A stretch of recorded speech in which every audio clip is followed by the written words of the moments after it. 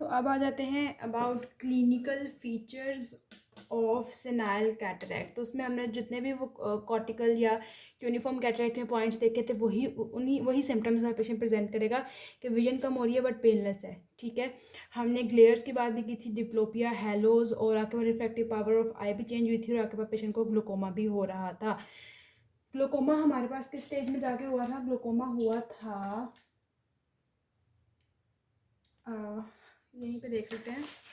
Patient को glaucoma हो रहा था ये इंट्यूमिसेंट कैटरैक्ट में। ठीक है, इंट्यूमिसेंट में जहाँ पे आपके पास स्वेलिंग हुई थी और आपके पास वहीं पे ग्लूकोमा हो रहा था पेशेंट को। तो इंट्यूमिसेंट कैटरैक्ट में पेशेंट को ग्लूकोमा भी हो रहा था। अब हमने बात की अबाउट के ये सब कुछ हो रहा है, painless, decrease in vision, clear, diplopia, Hallows, refractive power change हो रही है, ग्लूकोमा हो रहा है। ठीक है, ये इस आपने जब देखा पेशेंट को तो पेशेंट की विजुअल एक्टिविटी कम है प्लस ओपेसिटी आपको नजर आ गई है। ठीक है, फिर आपने उसको डायग्नोस करने के लिए 3 पॉइंट्स हैं आपके पास। सिंपल टॉर्च एग्जामिनेशन कर सकते हो, डिस्टेंट डायरेक्ट ऑफ्थेल्मोस्कोपी कर सकते हैं, या हम स्लिट लैम्प एग्जामिनेशन करते हैं। इससे हमें पता चल जाएगा अबाउट कैटरैक्ट।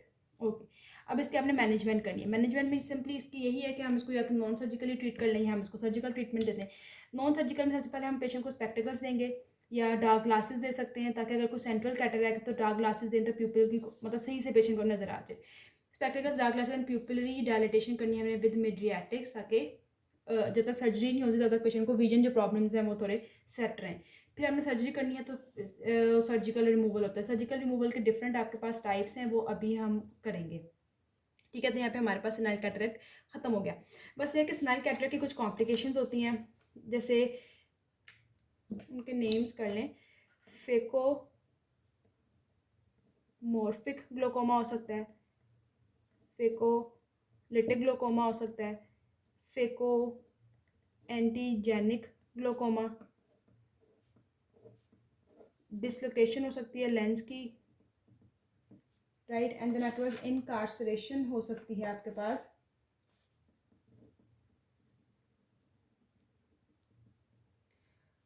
Into the प्यूपिल। तो ये कुछ कॉम्प्लिकेशन है, phacomorphic glaucoma, phacolytic, phacoantigenic, dislocation and incarceration into the प्यूपिल।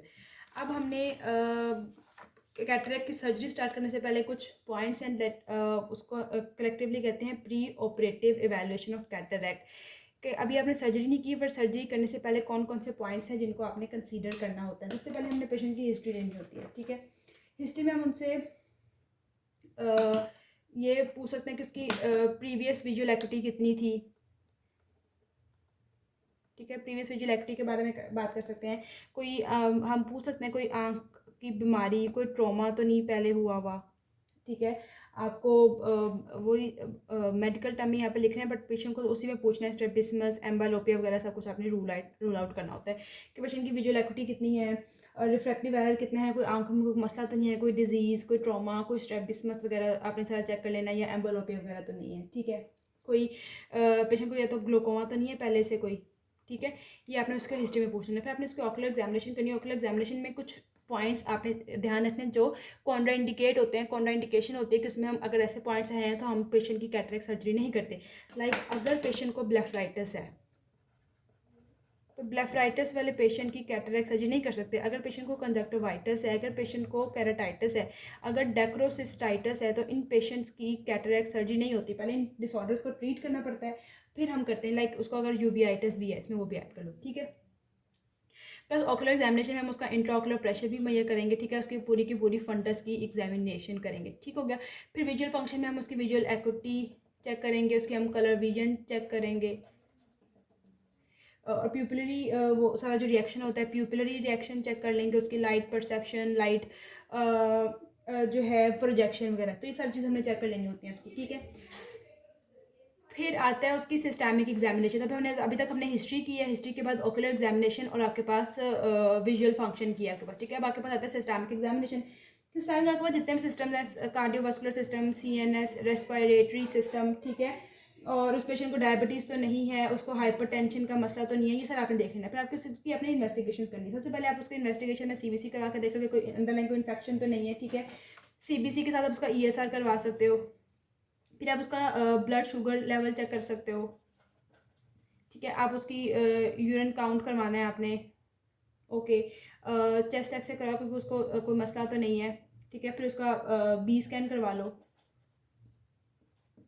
तो ये सारी चीज़ें जो आपने करनी है। तो आपके पास इन्वेस्टिगेशन में सीबीसी है, ये सारा ब्लड शुगर है, यूरिन है, एक्सरे चेस्ट है, और आपने बी स्कैन करवाना है। फिर आपके पास एंड पे आपके पास जो चीज़ बचती है वो होती है बायोमेट्री। बायोमेट्री का मतलब होता है इंट्राओक्यूलर, आपने जो लेंस की पावर है ना, उस इस तरह आपने वो कैलकुलेट करनी होता है। ठीक है, लेंस की पावर कैलकुलेट करके फिर आपने, तो आपके पास ये सारे पॉइंट्स आके history, ocular examination, visual functions करवाने, सिस्टमिक एग्जामिनेशन, इन्वेस्टिगेशन, फिर आपके बायोमेट्री है। तो ये पॉइंट्स होते हैं आपके पास pre operative evaluation of the cataract, कि आपके पास एससीक्यू में आ सकता है। एससीक्यू नहीं तो एमसीक्यू में तो खैर नहीं, एससीक्यू में ही आपसे ये पूछा जाएगा, या वाइवा में पूछ सकते हैं कि what are the pre operative steps, कि आपने सर्जरी करने से पहले क्या क्या हम कहेंगे, हमने पेशेंट की पहले कंप्लीट हिस्ट्री लेनी होती है, और हिस्ट्री में अपने कौन कौन से पॉइंट्स देखने हैं, आपने वो बता देने हैं। फिर ऑकुलर एग्जामिनेशन करनी है अच्छे से, कि हमने देखना है कि रूल आउट करने हैं कि कोई ऐसी उसके आंख में प्रॉब्लम तो नहीं जिसकी वजह से वो कैटरेक्ट की सर्जरी नहीं हो सकती, जैसे डेक्टोसिस्टाइटिस है, यूवियाटिस है, ब्लेफाइटिस, कंजक्टिवाइटिस, केराटाइटिस, राइट। देन हमने उसके विजुअल फंक्शंस करवा के देखने हैं, राइट। उसके बाद हमने सिस्टमिक एग्जामिनेशन करनी है कि अंडरलाइन कोई सिस्टमिक डिसऑर्डर तो नहीं है पेशेंट को, इन्वेस्टिगेशन सारी करवा लो, कोई इन्फेक्शन वगैरह, या फिर आपने बायोमेट्री करवा लेनी है। ठीक है, उसके बाद आपने जाना है पेशेंट के सबसे पहले आपने डिसाइड करना है कि अपने पेशेंट का कौन सा जो है वो ऑपरेट करना है आपने। तो सबसे पहले हम बात करेंगे अबाउट जो आपके पास कैटरेक्ट एक्सट्रैक्शन के स्टेप्स क्या हैं, मतलब टाइप्स ऑफ कैटरेक्ट, किस टाइप की आपके पास सर्जरी है। इसमें आ जाता है आपके पास एक्स्ट्रा कैप्सुलर कैटरेक्ट एक्सट्रैक्शन, सबकी डिटेल हम बारी बारी करेंगे। एक्स्ट्रा कैप्सुलर, ये ECC it is extra capsular cataract extraction, ठीक हो गया। एक्स्ट्रा कैप्सुलर कैटरेक्ट एक्सट्रैक्शन में आप सिंपली ये देख लें, एक्स्ट्रा कैप से पता चल रहा है कि अंदर आपके पास कोई मसला है ना, ये अंदर पे हमने क्या करना होता है, उसका पोस्टीरियर कैप्सूल को रिटेन रखना है, उसको हमने डैमेज नहीं करना। एंटीरियर कैप्सूल रिमूव किया, अंदर से कैटरेक्ट को रिमूव किया, लेंस डाल दिया और आपने उसको बंद कर दिया। ठीक है, तो इसको कहते हैं एक्स्ट्रा कैप।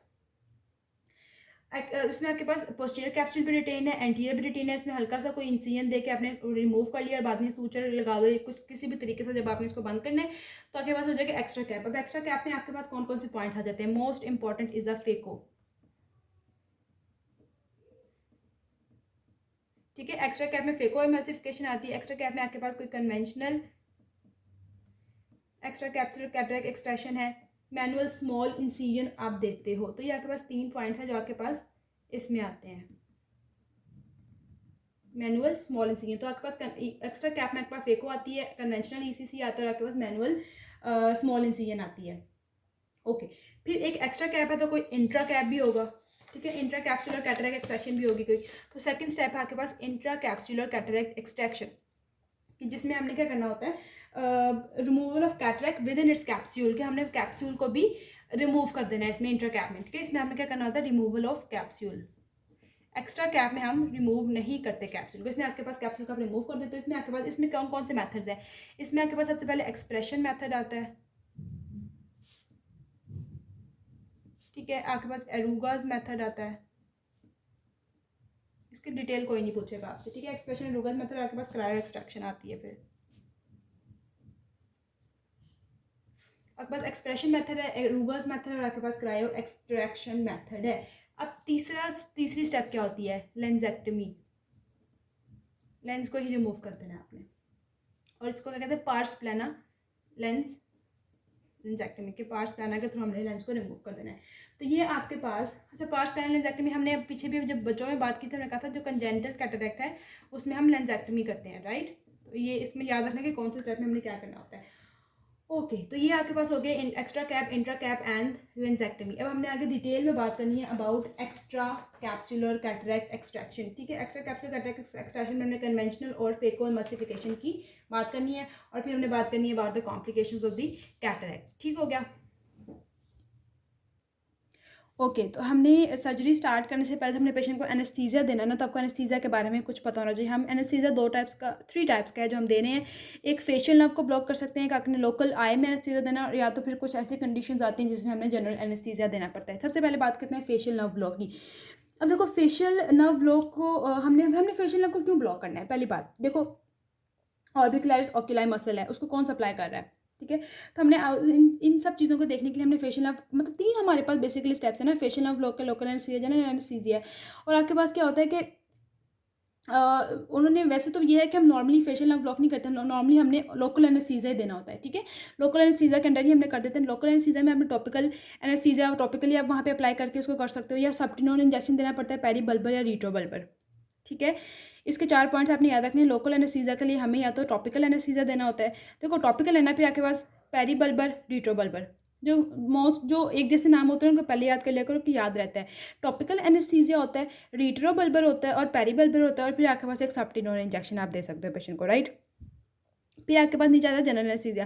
देखो आंख का मसला है, लोकली तो हम नॉर्मली तो हम जो है वो लोकल में ही काम चला लेते हैं, लेकिन अगर सपोज करो एक बच्चा है, ठीक है, या आपके पास नॉन जो है कोऑपरेटिव पेशेंट है, या वैसे कोई हैंडीकैप्ड पेशेंट है, ठीक है, साइकेट्रिक पेशेंट है, तो हमने उन पेशेंट्स में जो है, या जिनको वैसे कोई हेड ट्रेमर हुआ हुआ है, तो हमने ऐसे पेशेंट्स में हमें जनरल एनेस्थीसिया देना पड़ता है। तो लोकल एनेस्थीसिया के क्या क्या पॉइंट्स है आपके पास?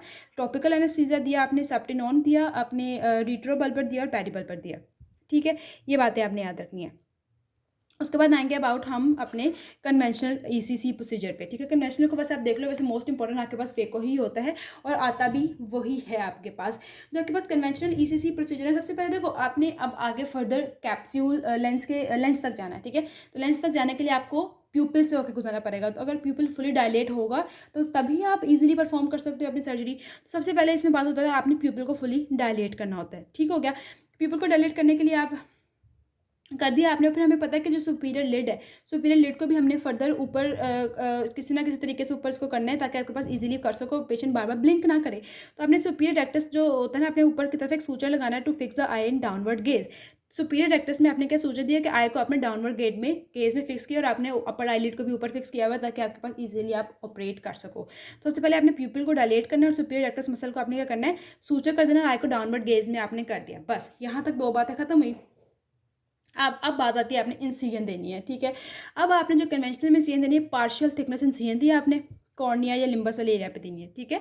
इंसिजन आपने देनी है कॉर्निया पे या लिम्बस वाले एरिया पे। फिर आपने क्या करना है, अच्छा देखो आपने इंसिजन दे दी है, इंसिजन के पीछे आपके पास एंटीरियर चैम्बर है, एंटीरियर चैम्बर में आपके पास एक्वस ह्यूमर है, इस तरह तो वो सारा लीक होकर बाहर आ सकता है, ठीक है। तो एंटीरियर चैम्बर को मेंटेन करने के लिए आपने एक आपके पास हाइड्रोक्सी पॉलीमिथाइल सेलुलोज एक सब्सटेंस, विस्कोइलास्टिक सब्सटेंस है, जो कि आपने एंटीरियर चैम्बर में एंटर करवाना है, या एंटीरियर चैम्बर में आपने इसको इंजेक्ट करना है। तो आपने क्या करना है, एक क्या है इसका आपके पास एमसीक्यू में पूछ सकते हैं, वो कौन सा विस्कोइलास्टिक सब्सटेंस का नेम क्या होता है, हाइड्रोक्सी पॉलीमिथाइल सेलुलोज, हाइड्रोक्सी पॉलीमिथाइल सेलुलोज, ठीक है।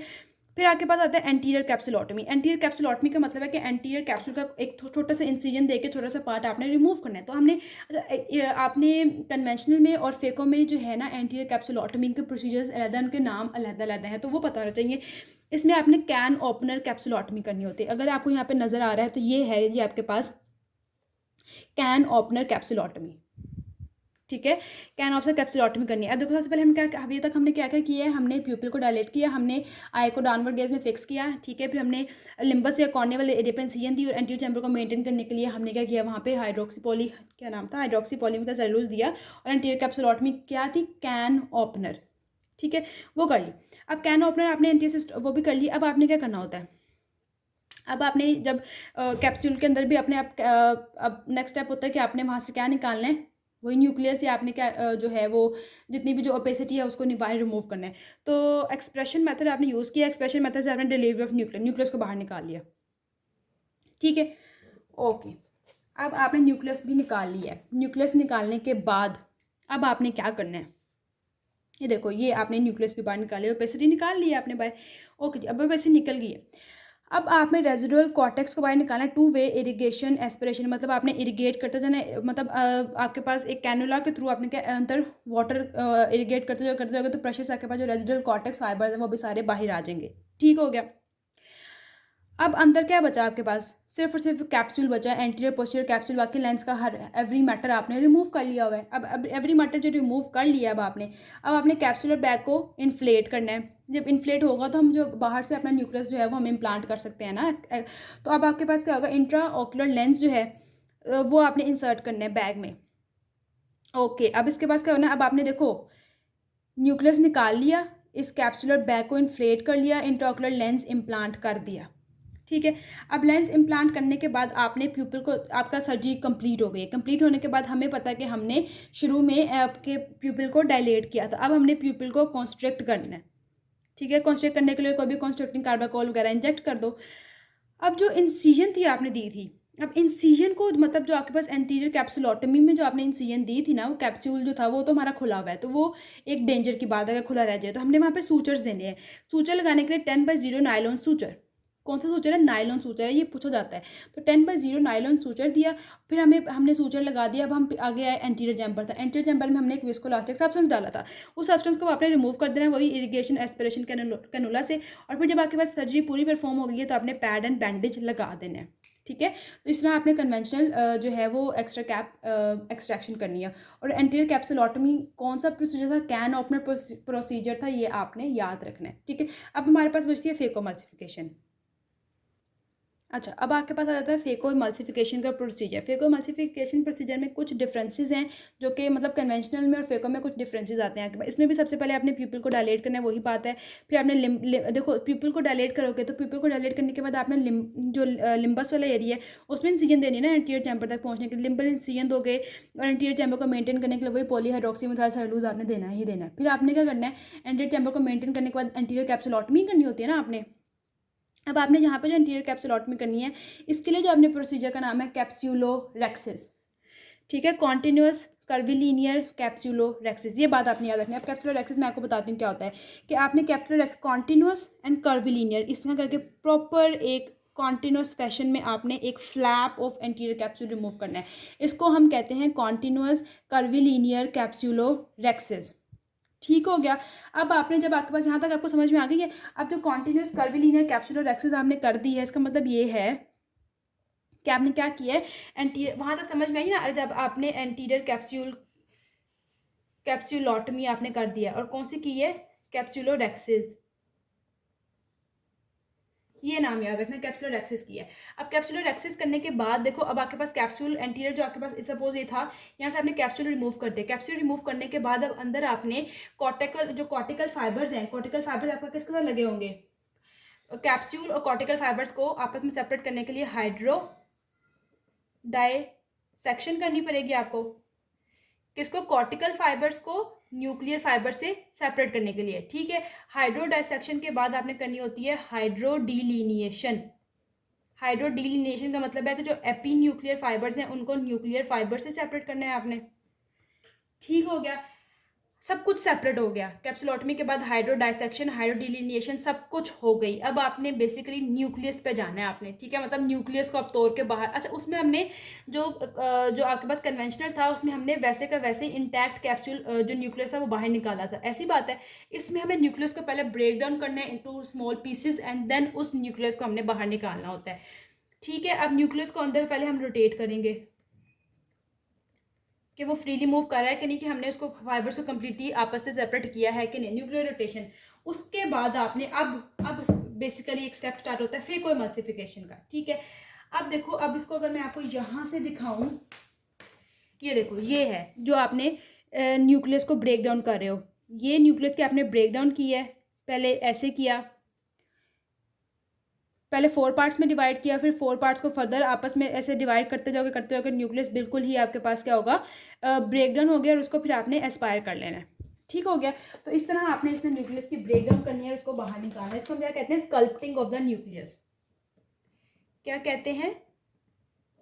स्कल्पटिंग ऑफ न्यूक्लियस, ठीक है।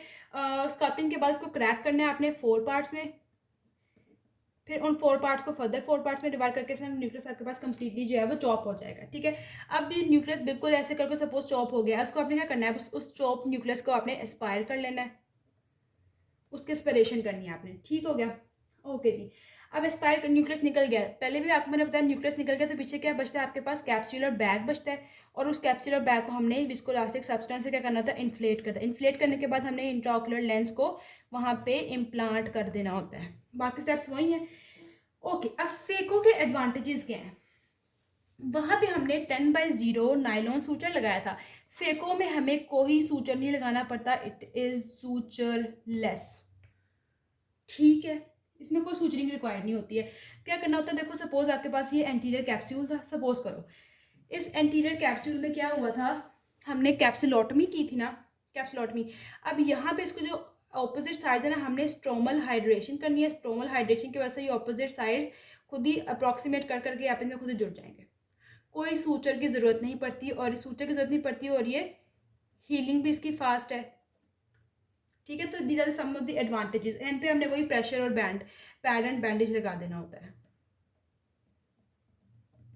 ठीक हो गया, ठीक हो गया। तो ये आपके पास स्टेप्स हो गए, हम कौन कौन से जो हैं वो सर्जरीज परफॉर्म कर सकते हैं।